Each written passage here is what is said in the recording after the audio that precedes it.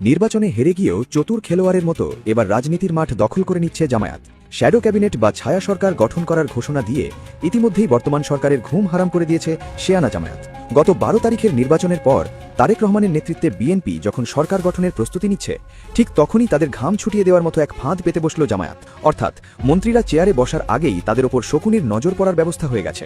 শিশির মনিরের এক চিলতে ঘোষণাই যেন অনেকের ঘাম ছুটিয়ে দিয়েছে এখন। কারণ এবার আর রাজপথে টায়ার জ্বালানো নয়, বরং কলমের খোঁচায় মন্ত্রীদের দুর্নীতি আর অদক্ষতা সাইজ করার মাস্টার প্ল্যান নিয়ে মাঠে নেমেছে জামায়াত।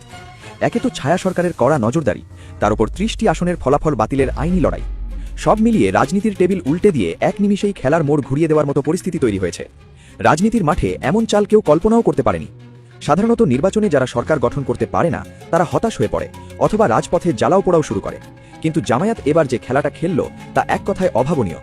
তারেক রহমানের নেতৃত্বে নতুন সরকার যখন শপথ নেওয়ার প্রস্তুতি নিচ্ছে, ঠিক সেই মুহূর্তে জামায়াত এমন এক ঘোষণা দিল যা শুনে হবু মন্ত্রীদের গদিতে বসার আগেই হাত পা কাঁপা শুরু হয়ে গেছে। অ্যাডভোকেট শিশির মনির খুব ঠান্ডা মাথায় জানিয়ে দিয়েছেন যে তারা বসে থাকবেন না, তারা গঠন করতে যাচ্ছেন শ্যাডো ক্যাবিনেট বা ছায়া সরকার। এই শব্দটি বাংলাদেশের রাজনীতিতে নতুন মনে হতে পারে, কিন্তু এর প্রভাব যে কতটা ভয়াবহ হতে পারে তা বিএনপির নীতি নির্ধারকরা হাড়ে হাড়ে টের পাচ্ছেন। শ্যাডো ক্যাবিনেট বা ছায়া সরকার বিষয়টি আসলে কি তা একদম সহজ ভাষায় বোঝা দরকার। এখন সোজা কথায় বলতে গেলে এটা হলো মন্ত্রীদের পেছনে ছায়ার মতো বা জমদূতের মতো লেগে থাকা। ধরা যাক তারেক রহমানের সরকারে একজন স্বরাষ্ট্রমন্ত্রী আছেন, ঠিক তার বিপরীতে জামায়াতও তাদের দল থেকে একজন ছায়া স্বরাষ্ট্রমন্ত্রী নিয়োগ দেবে। এই ছায়ামন্ত্রীর কাজ কোনো অফিস করা নয়, বরং আসল স্বরাষ্ট্রমন্ত্রী কি করছেন, কোথায় সই করছেন এবং কোনো দুর্নীতি করছেন কিনা তার উপর শকুনের মতো নজর রাখা। এটা মূলত যুক্তরাজ্য বা লন্ডনের স্টাইল। লন্ডনে বিরোধী দল এভাবেই সরকারকে চাপে রাখে। বাংলাদেশে এতদিন বিরোধী দল মানেই ছিল সংসদে গিয়ে চিল্লাচিল্লি করা আর রাজপথে মাইক লাগিয়ে গলাবাজি করা, কিন্তু জামায়াত এবার সেই পুরনো স্টাইলকে বুড়ো আঙ্গুল দেখিয়ে স্মার্ট পলিটিক্স বা বুদ্ধির খেলা শুরু করেছে। আর এই বিষয়টি বিএনপির মন্ত্রীদের জন্য চরম লজ্জা পাওয়ার মতো পরিস্থিতি তৈরি করতে যাচ্ছে। কারণ এতদিন তারা ভাবতেন যে একবার ক্ষমতায় যেতে পারলেই হলো, তখন আর কেউ তাদের টিকিটিও ছুঁতে পারবে না। তারা ইচ্ছে মতো প্রজেক্ট পাস করবেন আর নিজেদের পকেট ভারী করবেন। কিন্তু শিশির মনিরের ঘোষণা তাদের সেই সুখের স্বপ্নে জল ঢেলে দিয়েছে। এখন প্রতিটি মন্ত্রণালয়ে জামায়াতের একজন করে এক্সপার্ট বা বিশেষজ্ঞ ছায়ামন্ত্রী হিসেবে বসে থাকবেন। আসল মন্ত্রী যদি কোনো ভুল করেন বা কোনো ফাইলে উল্টাপাল্টা সই করেন, তবে সাথে সাথে ছায়ামন্ত্রী সেই তথ্য জনগণের সামনে ফাঁস করে দেবেন। অর্থাৎ মন্ত্রীরা যদি ভাবেন তারা যা খুশি তাই করবেন, তবে তারা বোকার স্বর্গে বাস করছেন। তাদের সাইজ করার জন্য বিকল্প মন্ত্রী বা ছায়ামন্ত্রী একদম রেডি হয়ে বসে আছেন। জামায়াতের এই ছায়া সরকার আসলে কিভাবে কাজ করবে এবং সরকারের টুটি চেপে ধরবে তার একটি পরিষ্কার ব্লুপ্রিন্ট বা নকশা ইতিমধ্যেই তুলে ধরেছেন শিশির মনির। তিনি 3টি সুনির্দিষ্ট কাজের কথা বলেছেন, যা শুনলে যে কোনো দুর্নীতিবাজের রাতের ঘুম হারাম হতে বাধ্য। প্রথম কাজটি হলো স্ক্রুটিনি বা কড়া নজরদারি। সরকারের মন্ত্রীরা যখন কোনো ফাইলে সই করবেন তখন তাদের হাত কাঁপবে, কারণ তারা জানেন তাদের প্রতিটি পদক্ষেপের ওপর ছায়ামন্ত্রীরা শকুনের নজর নিয়ে ওত পেতে আছেন। আগে মন্ত্রীরা গোপনে অনেক দুর্নীতি করতেন এবং সাধারণ মানুষ বা বিরোধী দল তা টেরও পেত না, কিন্তু এবার ছায়ামন্ত্রীরা মন্ত্রণালয়ের প্রতিটি কাগজ এবং সিদ্ধান্তের চুলচেরা বিশ্লেষণ করবেন। কোথাও 1 টাকার দুর্নীতি পেলেই তারা তা ধরে ফেলবেন এবং জনগণের সামনে মন্ত্রীদের মুখোশ খুলে দেবেন। এর মানে হলো দুর্নীতি করে পার পাওয়ার দিন শেষ। দ্বিতীয় কাজটি হলো বিকল্প পলিসি দেওয়া বা সরকারকে উচিত শিক্ষা দেওয়া। সরকার অনেক সময় নিজেদের ব্যর্থতা ঢাকার জন্য নানা অজুহাত দেয়। যেমন ধরুন, আন্তর্জাতিক বাজারে তেলের দাম বেড়েছে বলে সরকার দেশেও তেলের দাম বাড়িয়ে দিল।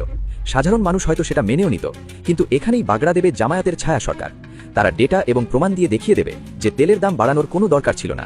সরকার যদি দুর্নীতি কমাতো তবেই দাম ঠিক রাখা যেত।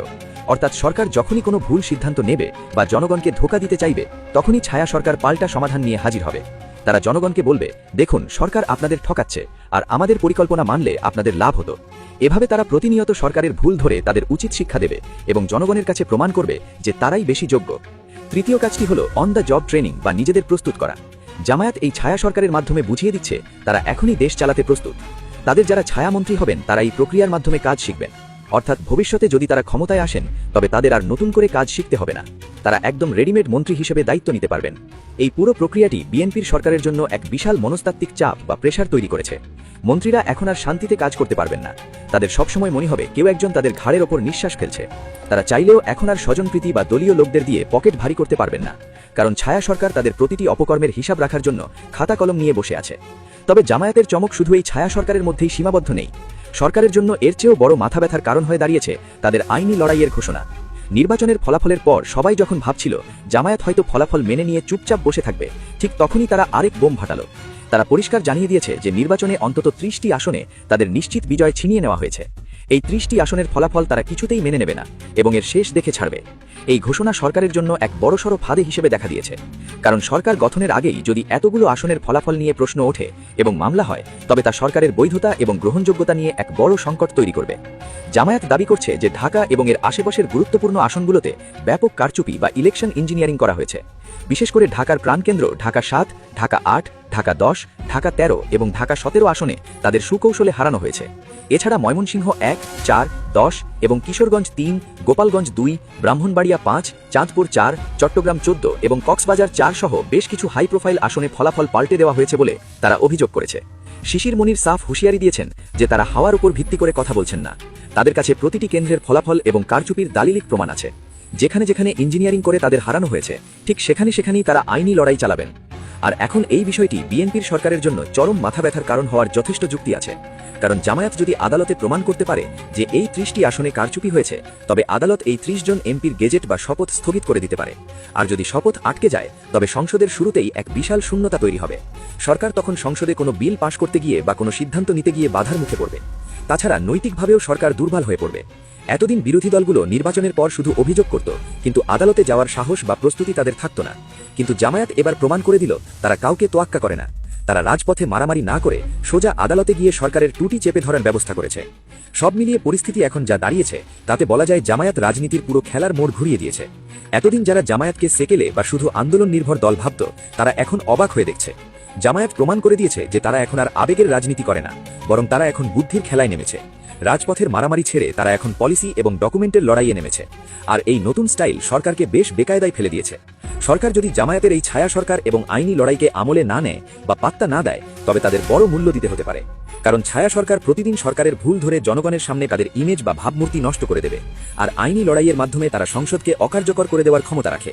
তবে এই মুহূর্তে সবার নজর আদালতের দিকে। 30টি আসনের ফলাফলের বিরুদ্ধে জামায়াত যে আইনি লড়াই শুরু করতে যাচ্ছে, তার ফলাফল কি হয় তা দেখার জন্য সবাই অধীর আগ্রহে অপেক্ষা করছে। যদি আদালত জামায়াতের পক্ষে রায় দেয়, তবে তা হবে বর্তমান সরকারের জন্য এক চরম লজ্জা এবং বড় পরাজয়। আর যদি ছায়া সরকার তাদের কাজ ঠিকঠাক মতো চালিয়ে যেতে পারে, তবে 2026 সালের নির্বাচনের পরবর্তী সময়টা হবে বাংলাদেশের রাজনীতির জন্য সবচেয়ে নাটকীয় এবং ঘটনাবহুল সময়। সরকার এবং ছায়া সরকারের এই লড়াইয়ে কে জেতে আর কে হারে তা সময়ই বলে দেবে। তবে এটুকু নিশ্চিত যে রাজনীতির মাঠ এখন আর একতরফা নয়, বরং টান টান উত্তেজনায় ভরপুর। জামায়াতের এই কৌশলী চাল সরকারকে যে বেশ ভালোই সাইজ করেছে